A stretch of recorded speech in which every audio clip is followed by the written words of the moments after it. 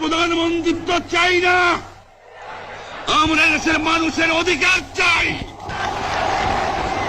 আর যদি একটা গুলি চলে, আর যদি আমার লোকের উপর হত্যা করা হয়, তোমাদের উপর কাছে আমার অনুরোধ রইল, প্রত্যেক ঘরে ঘরে দুর্গ গড়ে তোলো।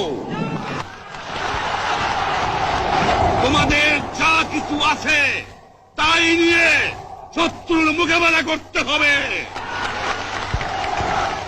এবং জীবনের তরে রাস্তাঘাট যা যা আছে সবকিছু আমি যদি হুকুম দেবার নাও পারি, তোমরা বন্ধ করে দেবে।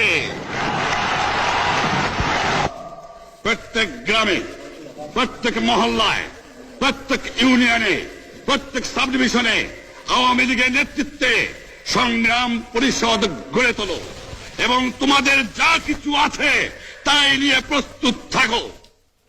মনে রাখবা, রক্ত যখন দিয়েছি, রক্ত আরো দেব, এদেশের মানুষকে মুক্ত করে ছাড়বো ইনশাআল্লাহ।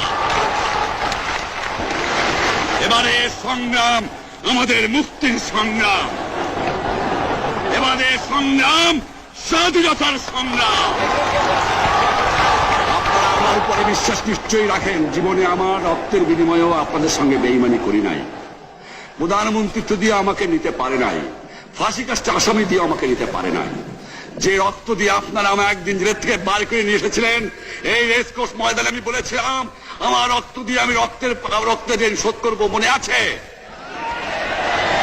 আমি রক্ত তোমার জন্য প্রস্তুত। আমাদের মিটিং এইখানেই শেষ।